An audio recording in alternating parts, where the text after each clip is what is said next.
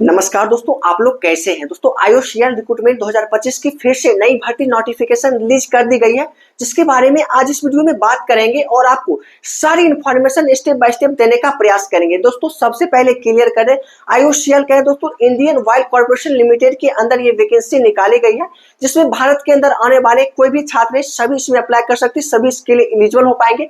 उसके साथ ही दोस्तों मिनिमम योग्यता आपको क्लियर कर दे, जो भी छात्र 10वीं पास है या फिर 12वीं पास है या आईटीआई डिप्लोमा ग्रेजुएशन या फिर कोई भी इस तरह की कोर्स किए हुए हैं, तो उन सभी के लिए वैकेंसी होगी, वो सभी इसमें अप्लाई कर सकते हैं। इसमें वेरियस पोस्ट वैकेंसी होगी और बम्पर वैकेंसी आपकी रहने वाली है। इसमें टोटल वैकेंसी बताए तो 1770 पदों की वैकेंसी आपकी रहने वाली है, जिसमें दोस्तों सबसे महत्वपूर्ण पॉइंट बता दें, इसमें आपका कोई एग्जाम नहीं होता है, डायरेक्ट रिक्रूटमेंट होता है, डायरेक्ट आपका सिलेक्शन होता है। अब किस तरह से सिलेक्शन होगा, क्या क्या आपका एलिजिबिलिटी कंडीशन होगा, उसके साथ ही दोस्तों कहां से अप्लाई करेंगे, कैसे अप्लाई करेंगे, उन सभी चीजों को इस वीडियो में क्लियर करेंगे। बस वीडियो को एंड तक देखना है।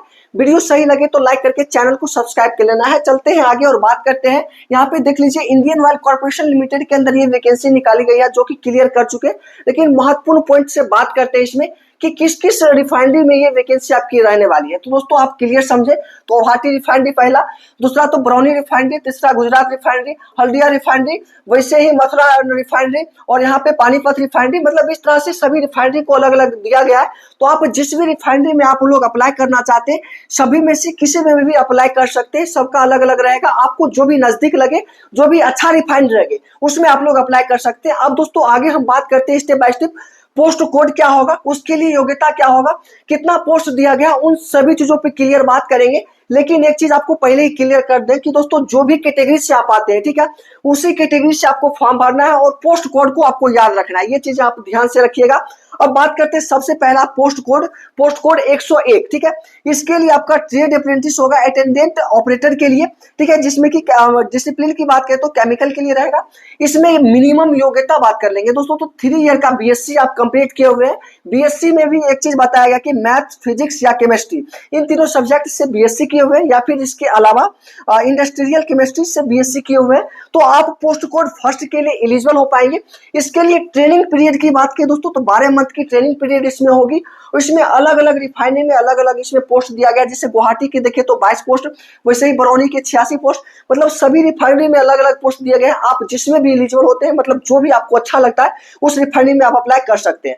आगे पोस्ट कोड 2 के लिए बात करें तो दोस्तों देखिए, पोस्ट कोड आपको याद रखना है, उसमें जो भी एलिजिबल हो पाते हैं, आप योग्यता रखते हैं, उसमें आप लोग अप्लाई कर दीजिएगा। सेकंड पोस्ट के लिए इसमें मैट्रिकुलेशन आपका होना चाहिए, उसके साथ आईटीआई फिटर ट्रेड से आपका कंप्लीट होना चाहिए, तो आप लोग इस पोस्ट कोड के लिए अप्लाई कर सकते हैं। इसमें भी आपका 12 मंथ का ट्रेनिंग पीरियड रहेगा।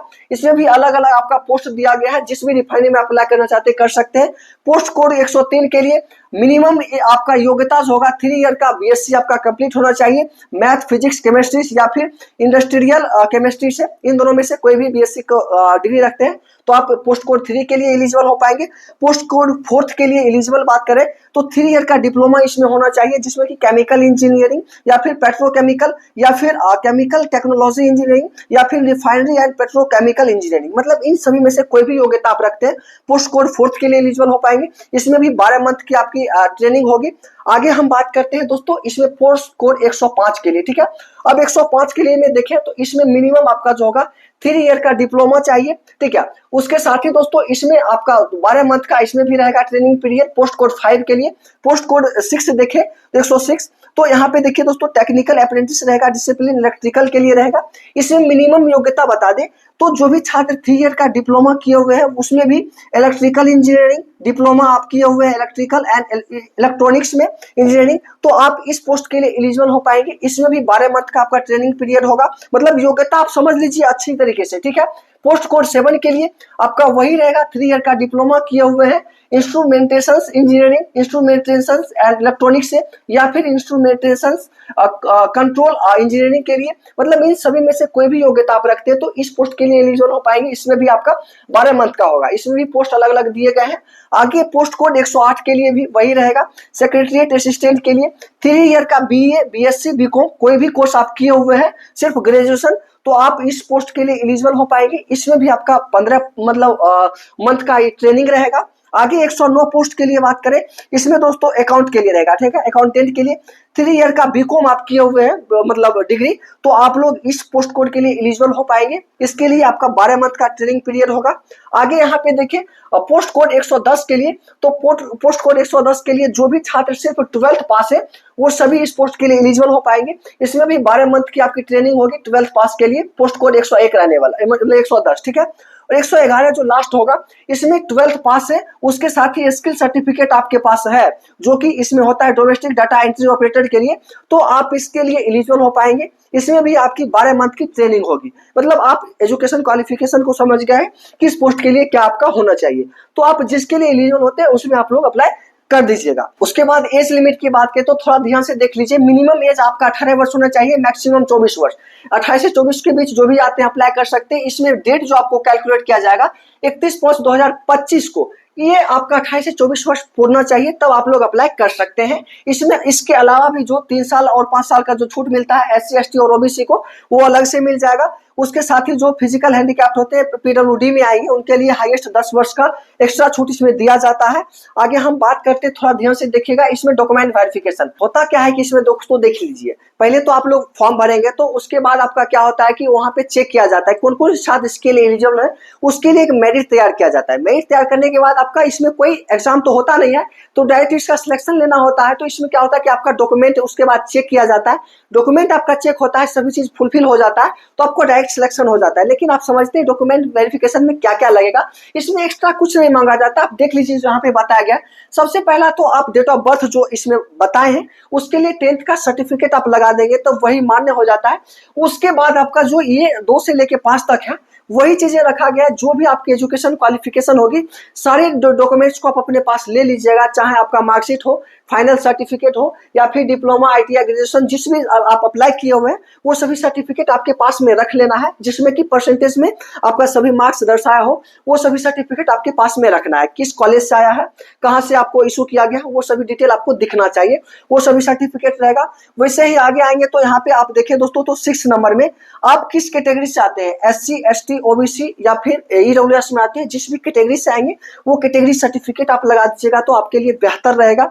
वैसे ही आगे देखिए दोस्तों, तो जो भी चीजें वही बताई गई कि आप 1 से लेके 101 से 111 तक आप पोस्ट दिया गया, जिस पोस्ट के लिए आप अप्लाई करना चाहते हैं तो उसका जो आप लोग अप्लाई करेंगे, तो बाद में जो मतलब आपका रिव्यू खुलता है और फाइनल सबमिट करते हैं तो एक प्रिंट आउट होता है, उस प्रिंट आउट को भी आपको रख लेना है, बाद में मांगा जाएगा। ये चीज आपको बता दिया गया पहले ही, मतलब आप रजिस्टर करेंगे तो उसका प्रिंट आउट आपके पास होना चाहिए, उसी से आपका चेक भी वहां पे किया जाएगा। अदर 9 में देखिए दोस्तों, तो अदर सर्टिफिकेट अगर मांगा जाएगा तो आपके पास हो तो आप दे दीजिएगा उसी समय, अगर नहीं होगा तो आपको टाइमिंग दिया जाएगा, बाद में भी आप सबमिट कर सकते हैं। उसके बाद यहाँ पे देख लीजिए, डेट के लिए आपको बताया गया एलिजिबिलिटी क्राइटेरिया जो आपका होगा, इस डेट को कंप्लीट किया जाएगा, मतलब 31 मार्च 2025 तक आपका चाहे एज हो, चाहे कोई भी सर्टिफिकेट हो, चाहे आपका जो एजुकेशन क्वालिफिकेशन दर्शाए उससे पहले आपका कंप्लीट है 31 मार्च 2025 से पहले, तो आप लोग एलिजिबल हो पाएंगे, अन्यथा अपेयरिंग वाले भी इसमें अप्लाई नहीं कर पाएंगे। ये चीजें आपको कंप्लीट करना है। आगे ई पॉइंट में देखिए दोस्तों, तो इसमें एक पॉइंट इसमें बताया गया कि क्या आप जब इसमें कंप्लीट करेंगे ट्रेनिंग पीरियड को, अप्रेंटिस पीरियड को, तो उसके बाद ना ही कंपनी का ये कर्तव्य बनता है कि आपको परमानेंट किया जाए, और ना ही आप इसमें दबाव डाल सकते हैं कि मुझे फिर से रेगुलर किया जाए, रोजगार दिया जाए। इसमें आप जब तक ट्रेनिंग करते हैं तभी तक इसके मेंबर हैं, तभी तक इसके एम्प्लॉय हैं। उसके बाद जैसे ही ये आपका पीरियड कंप्लीट होता है, उसके बाद अगर कंपनी के द्वारा ऑफर किया जाता है तब तो इसमें आप फिर से वर्क कर सकते हैं, अन्यथा उस समय आपको सर्टिफिकेट दे दिया जाएगा, आपको वापस कर दिया जाएगा। लेकिन जब तक आप ट्रेनिंग करेंगे, जब तक इस ट्रेनिंग पीरियड में रहेंगे, आपको सैलरी वगैरह जो दिया जाता है वो चीजें आपको मिलते ही रहेगी। ये चीजें आपको बताई गई है। आगे यहाँ पे देखिए सिलेक्शन मेथोडोलॉजी की, तो इसमें सिलेक्शन किस तरह से होगा आपको क्लियर बता ही चुके हैं। इसमें आपका कोई रिटन एग्जामिनेशन नहीं होता है, ये चीजें कंप्लीट हो गई। तो इसमें सिलेक्शन किस तरह से होगा, तो सिलेक्शन के लिए आपका बेसिक, ठीक है, बेसिक जो भी सर्टिफिकेट आप दर्शाएंगे उसमें कितना मार्क्स है, क्या आपके एजुकेशन क्वालिफिकेशन को रखते हैं, उस हिसाब से आपका मेरिट लिस्ट तैयार किया जाएगा। उससे पहले आपका क्या होगा कि NAPS या NATS पे आपको रजिस्टर करना पड़ेगा पहले। उसके बाद ID पासवर्ड आपको मिलेगा। ID पासवर्ड को IOCL के ऑफिशियल वेबसाइट पे जाके आपको इसका 100% प्रोफाइल को कंप्लीट करना पड़ेगा। आपको सभी चीजें, जो भी चीज इसमें मांगी जाएगी उन सभी चीजों को कंप्लीट करना पड़ेगा। इसमें डेट 3/5/2025 से लेके 2/6/2025 के बीच आप लोग इस फॉर्म को भरेंगे, ठीक है। आगे हम बात करते हैं, थोड़ा सा ध्यान से देखिएगा। एक पॉइंट यहाँ पे भी बताया गया कि एक कैंडिडेट, ठीक है, एक ही रिफाइनरी में या फिर एक ही डिसिप्लिन से आप लोग अप्लाई कर सकते हैं। मतलब आप चाहेंगे कि 12th से भी कर दे और ग्रेजुएशन भी कर दे, ITI से कर दे, तो नहीं, आप एक कैंडिडेट है तो एक ही रिफाइनरी में और एक ही यूनिट में आप लोग अप्लाई कर सकते हैं। ये चीजें पहले ही बता दी गई है। नेक्स्ट दोस्तों बात करते हैं कि यूनिट, तो ये सभी यूनिट आपकी रहने वाली है। इस यूनिट में से किसी में भी आप अप्लाई करना चाहते हैं तो कर सकते हैं। इसमें कोई भी आपकी मतलब परेशानी होती है तो आप हेल्पलाइन नंबर पे कॉल करके पूछ भी सकते हैं या फिर ईमेल कर सकते हैं। लेकिन इंपॉर्टेंट डेट यहाँ पे देखें तो बताया गया कि 3/5/2025 से फॉर्म अप्लाई होना स्टार्ट हो चुका है, जिसकी अंतिम तारीख 2/6/2025 रहने वाली है। और टेंटेटिव डेट इसमें दे दिया गया, आपका जो मेरिट तैयार किया जाएगा वो 9/6/2025 को मेरिट का भी आपको इन्फॉर्मेशन आपके मोबाइल नंबर पे मैसेज कर दिया जाएगा। उसके साथ ही दोस्तों इसमें आपका डॉक्यूमेंट वेरिफिकेशन के लिए एक डेट टेंटेटिव दिया गया है 16/6/2025 से लेकर 24/6/2025 के बीच कभी भी डॉक्यूमेंट वेरिफिकेशन के लिए आपको बुलाया जा सकता है। तो दोस्तों इस तरह से आपकी पूरी इन्फॉर्मेशन होगी। मुझे आशा है कि आपके लिए वीडियो हेल्पफुल रहा। वीडियो आपके लिए हेल्पफुल रहा तो इस वीडियो को लाइक करके चैनल को सब्सक्राइब कर लीजिएगा, ठीक है दोस्तों। तो फिर मिलते हैं अगले वीडियो में ऐसे इंटरेस्टिंग वीडियो के साथ, तब तक के लिए जय हिंद, बाय।